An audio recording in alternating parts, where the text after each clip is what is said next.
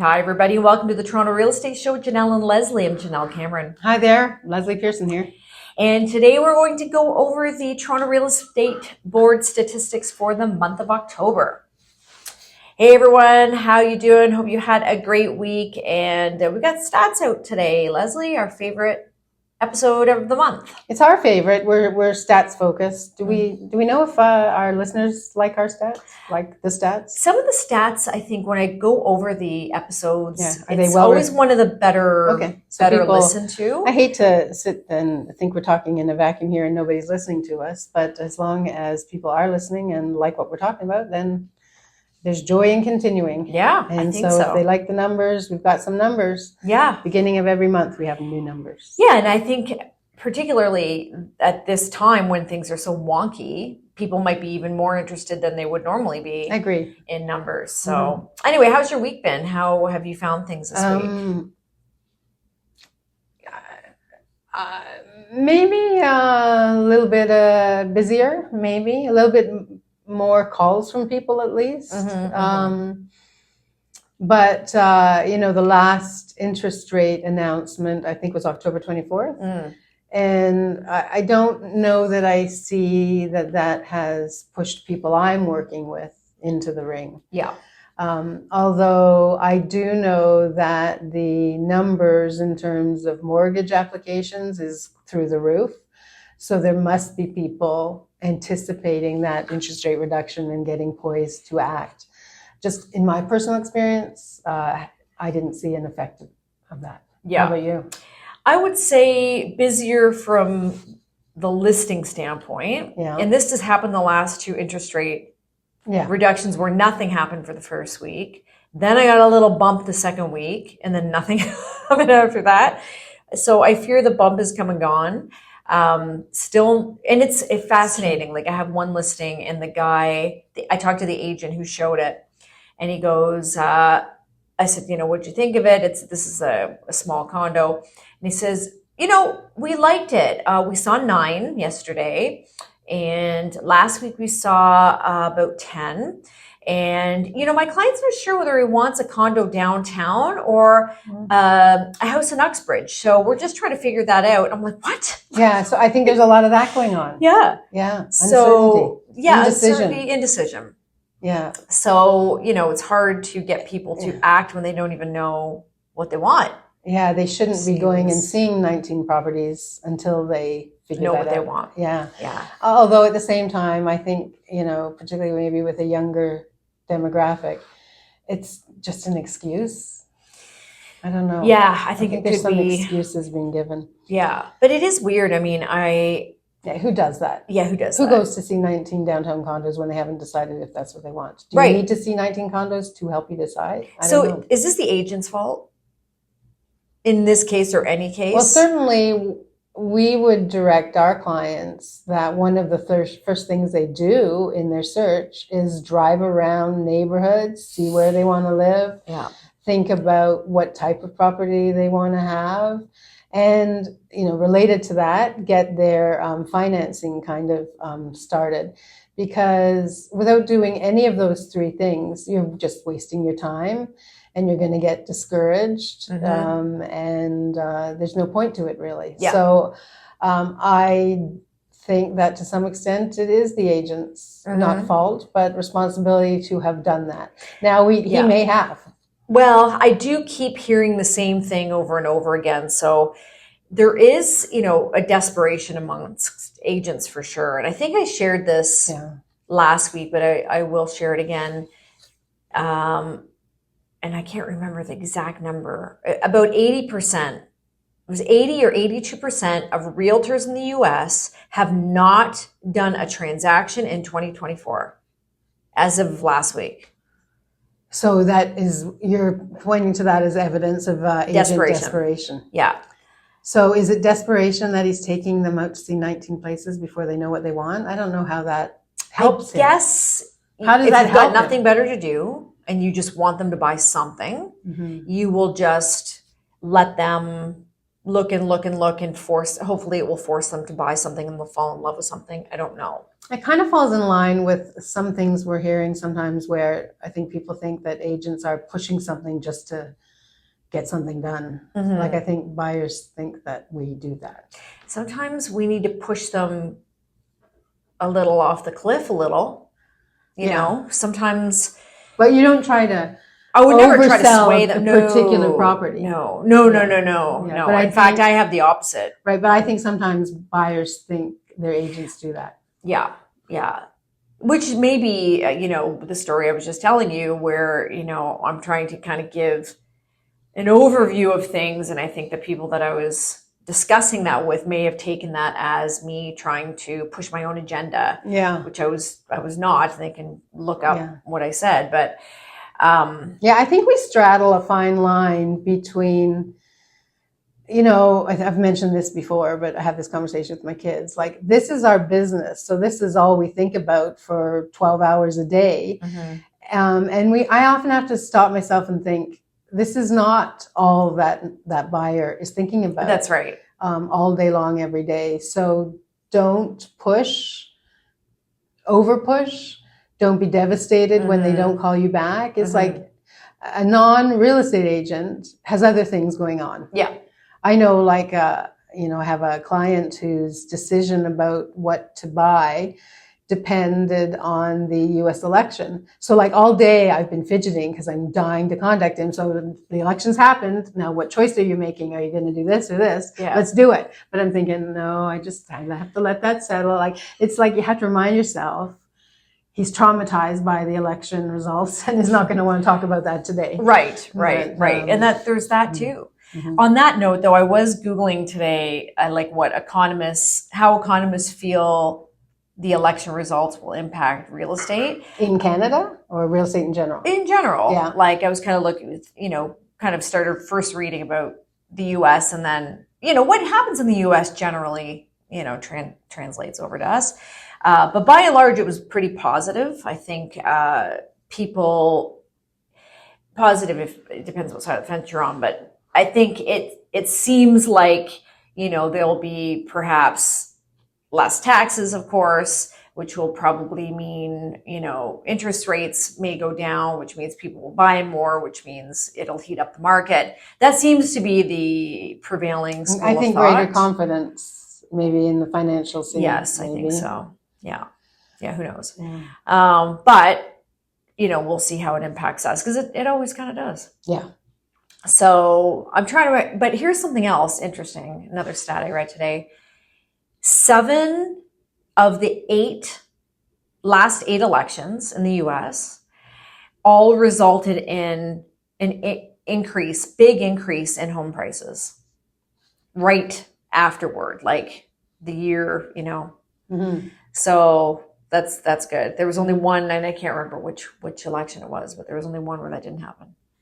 Yeah, because I think that maybe particularly in the States, they're more, I'm a little bit ignorant, but I get the sense that they're more voting someone out, not voting someone in. Mm. And so each of those 7 of 8, having successfully done that, it's probably resulted in a change of power. Mm-hmm. There's something with the confidence level. Something about change. Yeah. Something about change itself. Yeah. I mean, we think we do that a little bit here. What was the one that didn't, I can't remember. That'd be interesting to know. Yeah, it was a long time ago. Oh, okay. Yeah.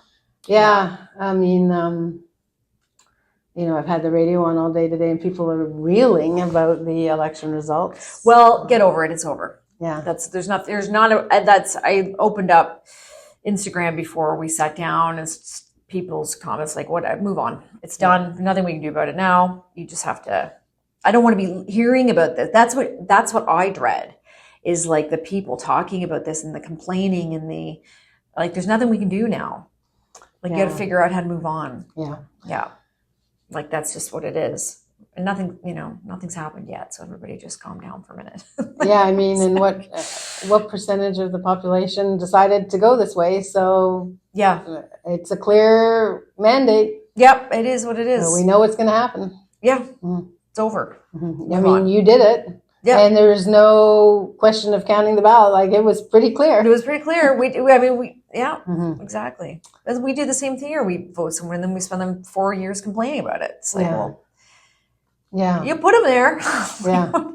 I just think maybe more than Canadians, they have an ability to not consider the person and vote for the party. Like they're firmly entrenched. Yeah. And, the fact that there might be a baboon in one cat camp is almost like it doesn't matter. Yeah. Yeah. I don't know that we're the same. Well, no, I think we vote for the person. Yeah. So I don't think they do. No. Well, I don't think they could have. Yeah.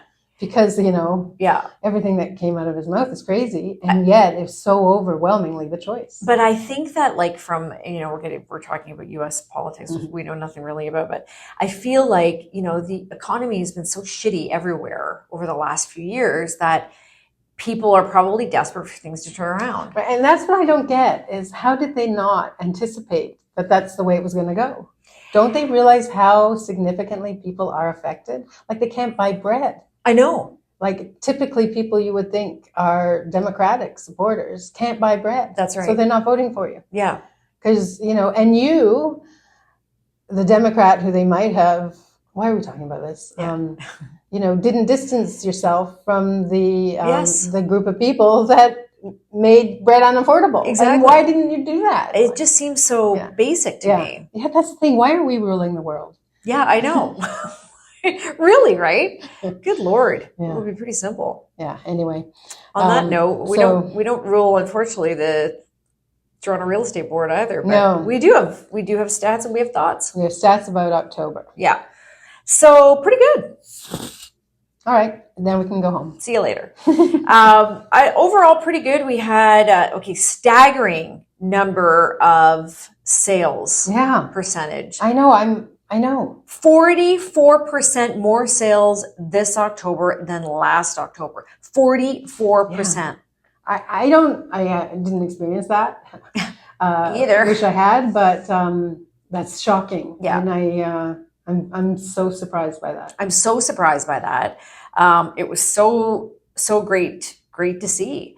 At the same time, there were only 4.3% new listings. Now, this is the first time we've seen such a low amount of new listings in a long time. Yeah. So people listened to us and others that said, do not throw your home on the market just because we have an interest rate cut.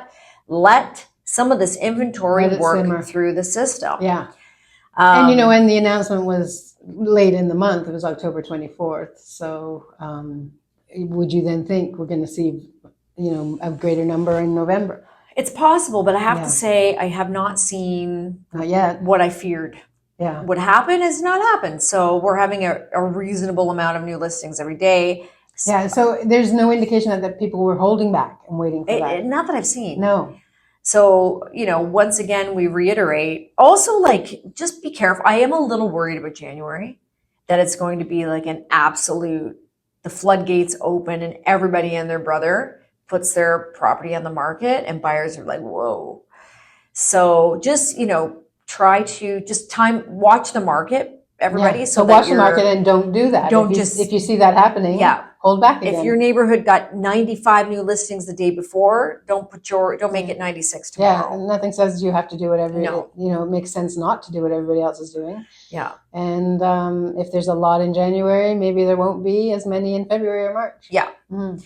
And we've got some good evidence of that kind of just happening with October because, as we mentioned, 44% less sales, only 4.3% more listings, but sales prices were only up 1.1%. Yeah, very, very because we still have too much inventory. Right.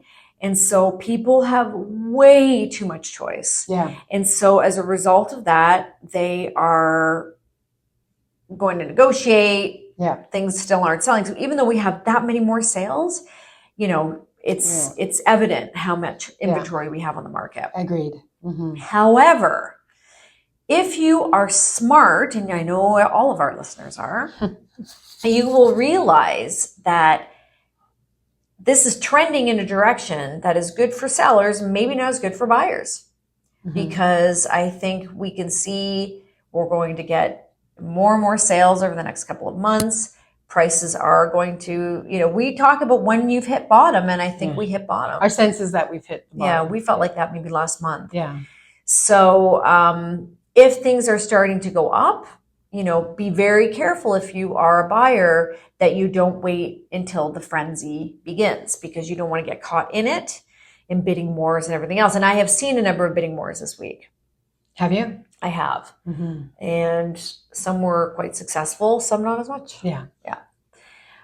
So these are, important things to think about. I know you should be relying on your realtor to kind of make these decisions, but it's good, I think, for you to be informed as well. Mm-hmm. Yeah. So we had the average price of a home, 1.135. So again, that's up 1.1%. It also edged up from September. We're clearly, and September was up from August. We're clearly going up. We've been going up every month this year. Several months of increase. But they're not crazy increases. Not crazy. Mm-hmm. And, there's speculation that the average price will go up somewhere around 4 or 5% next year. So kind of average increases. It's a nice, healthy increase, but nothing crazy. Nothing like we've seen in past years. No.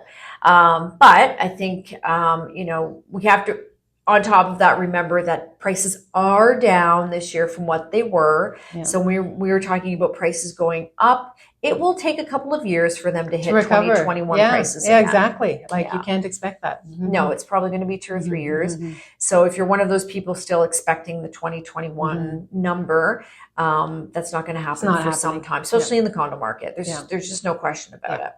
We have way too many vacant, under construction condos still in the process of development.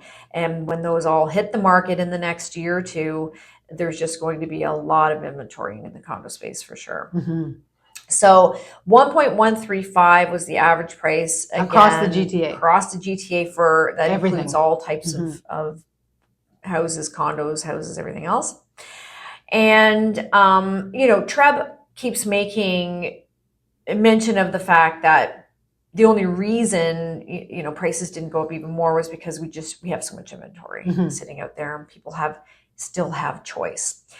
However, that will change, because if we have 44% sales this month and that trend even remotely continues, the inventory will get scooped up. And we've been saying this all along, but I suspect by January, February, we will be back to low inventory numbers.